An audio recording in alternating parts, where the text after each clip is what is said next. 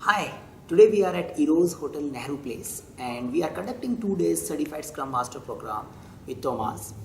And during the session, we got some interesting queries related to Agile and Scrum, and we have our friend Pankaj who is helping me to have a small conversation around Agile and Agile fundamentals. Yes, Hi, Pankaj. hi friends. Yeah. Hi, Jen. Hi, welcome Hi, to the Saket. session. Saket, I want to understand about what is Agile, and when we talk about Agile, and there are multiple things coming up like Scrum, Kanban, and Scrumban. So, what is the difference in these things, and what exactly is the Agile in a nutshell? We can describe, and how it is different from the normal standard or the traditional method. Okay, so what I'm hearing is that you are asking 3 4 things. One is that you are asking what is basically the agile software development approach is about. Yeah. Second, you are pointing out how is it different from the way we have been doing software development using, say, a waterfall approach, and how the Scrum and Agile is related, and how the Scrum Ban and Agile is related. So these are the 4 questions I can pick up. Yeah. So let's start one by one and talk about Agile first. So for me, Agile is a way of thinking. It's all about how open we are to acknowledge the limits we have in our knowledge. Most of the time, in predictive lifecycle software development, we try to make lots of assumptions and predictions about our software scope, about our development approaches. In Agile, we accept that we know less and we keep learning and improving periodically. Technically, Agile can be defined by a manifesto which has just 4 statements. The first statement talks about individual and interaction over process and tool, which is more about rather than focusing on processes, we should focus on individuals and interactions among them. Then the another Agile Manifesto values talks about focus on working software rather than documentation. So traditionally we have been focusing on big documentation, and we were using documentation as a tool for communication. In Agile approach, we believe in we can discover unknowns, we can know more about uncertainties, we can know more about our stakeholders, we can know more about our teams if we start producing incremental deliveries. So rather than thinking and planning big bang where we make a detailed scope statement, detailed analysis of design, and then after 1 year we expect something concrete will be coming out, in Agile approach we believe we can learn more by doing incremental development. The another thing which Agile Manifesto stresses on is that in Agile, we need to focus on collaboration among customers and vendors, where they become one party catering to the end users. Many times, in many development projects, we have a development team which treats themselves as an independent unit who is only chasing the scope. In the process of chasing scope, many times we miss the real need for which the project got initiated. So Agile way of working is always focusing on providing the solution, catering to the business need for which the initiative has been started, rather than isolating yourself. This is part of my scope, this is not part of my scope. So it talks about customer collaboration over contract negotiation. And the final thing which manifesto points out is about incremental planning or a progressive planning, or we can say rolling wave planning. Rather than planning everything upfront, we need to keep responding to the changes. We need to keep learning as we go forward. And it says that respond to a change rather than following a plan. Rather than assuming that we have a perfect plan in place, we need to keep moving forward. Now, these 4 statements are very generic in nature. They don't prescribe engineering steps of doing development. They don't prescribe that you need to do ABC in order to become an Agile.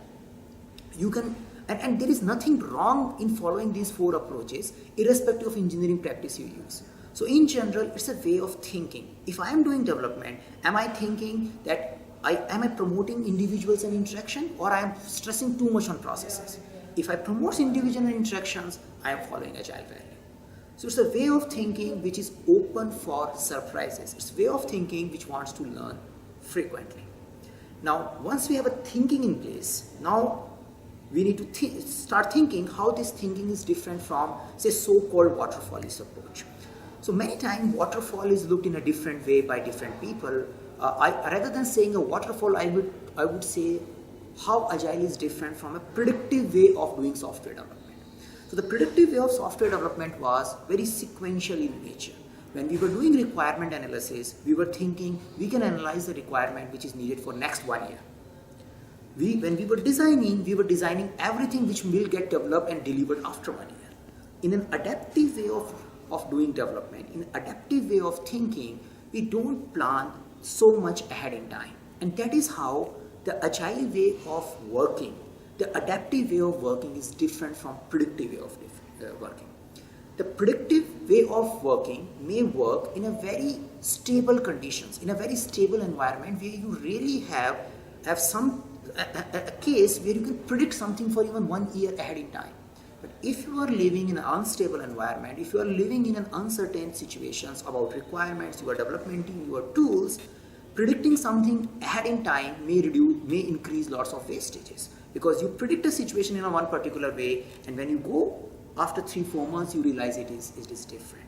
So difference between agile way and a waterfall way, or I would say a predictive way and adaptive way, is in adaptive way we keep learning, modifying, In predictive way we keep predicting this is how it's going to happen, and we give them a predictable path. Now comes how it is different from Scrum. What is a Scrum and Agile, and how a Scrum is different. Now Scrum is a way of ensuring or way of implementing Agile values. So Agile manifesto or Agile values are just telling that what is good in software development. Individual interactions are good. Responding to change is good. So they are identifying what is valued more. So manifesto identifies a type of thinking which is valued more. Now the Scrum tells us how do we achieve that. So Scrum is a framework which provides us minimum collection of practices. If we follow those collection of practices, we get to the Agile values. Say, Scrum promotes a practice called Daily Scrum. The Daily Scrum promotes that once in a day, for 15 minutes, teams should come together and talk about what's going on inside. So they develop transparency, so they adapt to the situations, and they also know what's going on. Unlike other approaches or previous approaches where we were expecting all this happening through some track sheet, status sheet, or emails. So Scrum promotes that once in a day you should talk, and this helps us in implementing and stressing on individual and interaction is valued more than process and tools. So Scrum has these kind of ceremonies which helps us in doing incremental development, which helps us in doing adaptive planning, which helps us in increasing collaboration amongst the team member.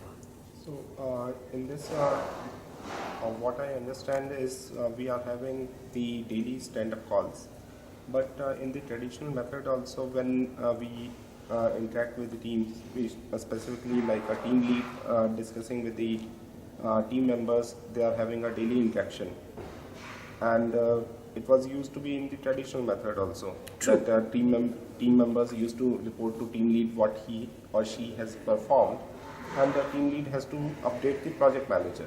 Great. Then So why it is different in this Scrum, and what is the first thing I want to make my perception clear, Agile manifesto, since the Agile word came, we are not discovering new way of doing conversations. Earlier also people and organizations were promoting talking to each other, and that's the only thing we are saying, because there were organizations, there were projects where they were trying to control all the status, all the monitorings just using tools. And we have seen projects where if the tester gets the defect, rather than he talks about it, he just raises the Jira ticket. He don't even talk about it, which is not promoted in Agile. So if your existing way of doing was having these interactions, then you were promoting individual interaction, and which is aligned with the Agile methodology or the Agile approach of doing software development. Now, is that status meeting which you were having in traditional project is same like daily stand-up? The answer is no. The Scrum talks about a meeting which is managed and done by the development team itself. So it's not a project manager who is taking the status. It is the group of individuals who are sharing the status among each other so they can figure it out how they work together and achieving their sprint goals. So I'm not saying that earlier was not individual interaction. It was also an individual interaction, but may not be exactly same with the way we do daily Scrum. So we don't have to be a Scrum labeled in order to use Agile. You may have your own collection of practices which helps you to implement 4 Agile manifesto values. So, what it makes a difference in the Scrum versus Kanban, and there's a new terminology coming up, Kanban plus Scrum. So, how it makes a difference in the Agile methodology? Sure.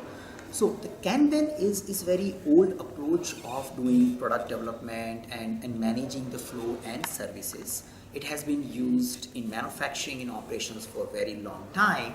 From last few years, we see a significant amount of interest in software development community using that Kanban knowledge and improving the software development process. So Kanban does not provide you a framework. It provides you various tools. And by using those tools and principles, you can create your own framework. So unlike Scrum, Kanban does not prescribe a starting point and doing point and finishing points. Like there is no prescription for way of doing planning, there is no prescription for way of finishing the duration, and there is no prescription for even following time boxes. So it is, Kanban is a configurable system. So you start with understanding, yes, visualization is important, limiting work in progress is important, focusing on customer delivery is important, shortening the lead time, the time between customer wants something and customer gets something is important, creating some explicit policies is important, and there are ways of plotting all these things so that people get to know what's going on inside the project. So this all put together, teams end up creating their own Kanban system. So the difference between Kanban and Scrum is Kanban get applied to something which you are already doing and it improves whatever you are doing. It is not a prescription, but it's a collection of things which can be configured in your context and helps you to move forward. Now many development teams started doing that they started putting those tools in their Scrum environment. They started using limiting work in progress, they started using visualizing the work using visual boards, they started making some explicit policies, but they still follow Scrum rules, Scrum ceremonies. So it's like we are using those Kanban visualization and techniques on top of Scrum, and many times they end up calling it a different name by Scrum Ban, many times they keep saying it's Scrum and keep using the Kanban and tools. And there are teams who don't follow Scrum frameworks and Scrum values, they create their own framework using Kanban tools and techniques. Yeah. So in this case, if I understand correctly, we are using Kanban for the tools and techniques and applied on the agile methodologies, and we are removing the waste also.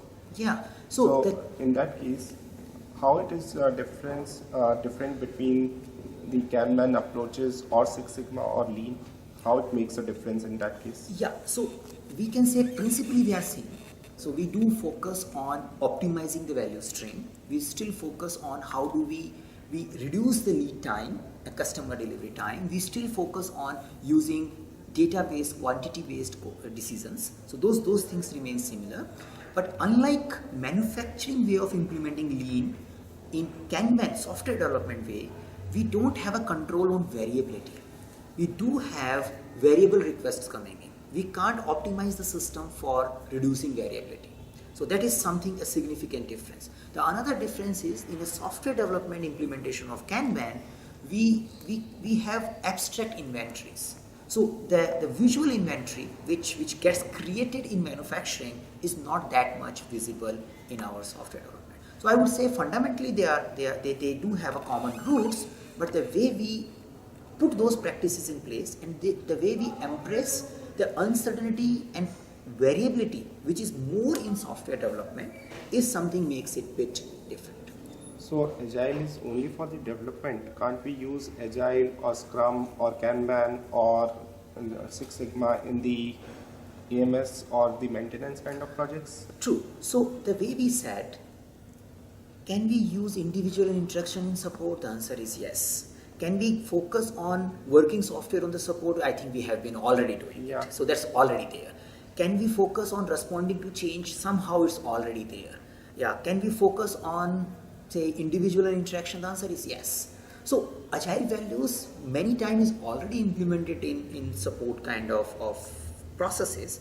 If you have something missing, you can put that across. So, and you can create a system which really more and more transparent, which helps people to organize their work more rather than managers driving the SLAs.